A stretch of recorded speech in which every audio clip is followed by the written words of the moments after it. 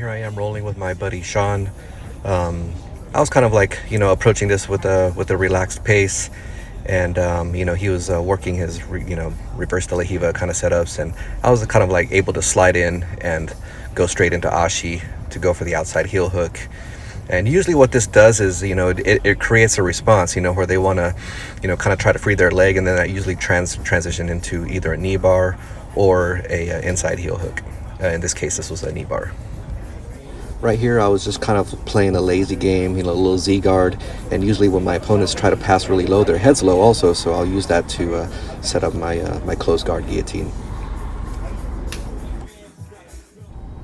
So here we're kind of like in a similar situation where I have the knee shield, and he's kind of like going in for arm weave pass, smashing, and I kind of use this to control his posture. Look at how my hand's behind his neck, and I start clearing his arms to throw my legs over for the triangle choke. He starts to stack me a little bit, which kind of like temporarily, puts things, holds things off, and I was able to switch the angle and finish the choke. Here we are, open guard, and Sean is doing a great job at controlling my ankles. He goes in for a knee slice pass, but he just kind of forgets the underhook with his right arm, so I was able to get to my knees and go in for the wrestle up. So here we are, open guard position.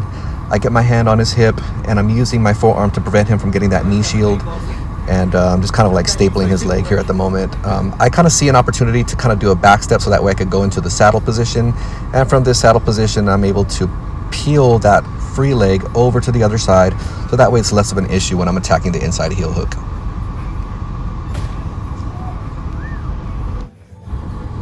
And here we are where Sean is trying to control the top leg and smash. I've used my knee shield to set up my Z-guard triangle. I taught a Z-guard seminar not too long ago, and I really went over the details of this setup. It's super fun and easy to do. And here I'm using my left hand to peel the arm to the other side, and also using my right hand to control the head, to control posture the entire time. And here we go. I go in for a staple with my right shin. Notice how I have my left arm tucked, and he was going for a Kimura, so that gave me the opportunity to slide in for the twister side control / reverse Kesagatami. I'm just kind of like looking for the opening so that way I can go into mount. And from mount, it looks like I remember like going over in my head, like, should I smother choke? Should I go in for the smother choke? But both of us were exhausted. It was our last roll, and I'm a firm believer in just, just good etiquette, right? I don't want to, make my training partners feel bad. I don't want, my job is to not humiliate them. I just want to make sure that they're aware of certain things, certain positions. Here, I threaten the choke, but at the same time, I'm also looking for that underhook with my left arm, so that way I can pin it to his body and possibly throw that hook over and go for the choke. Thanks for tuning in, y'all. Peace.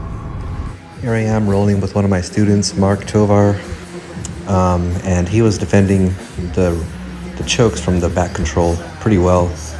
And here I kind of started sitting up because I find myself in a twister hook, roll in for a truck entry, and kind of fake a calf slicer here, and then use that twister hook to expose the back and go in for the choke. I use my right hand to pin his wrist to his body, and that'll free up my left hand to start attacking the one-arm choke. Here I am rolling with one of my students, Nick Harrelson, and it looked like he was kind of like trying to play like a reverse de la Riva game. I decided to get an underhook on that leg and just throw my left leg over his entire body and go for a knee bar.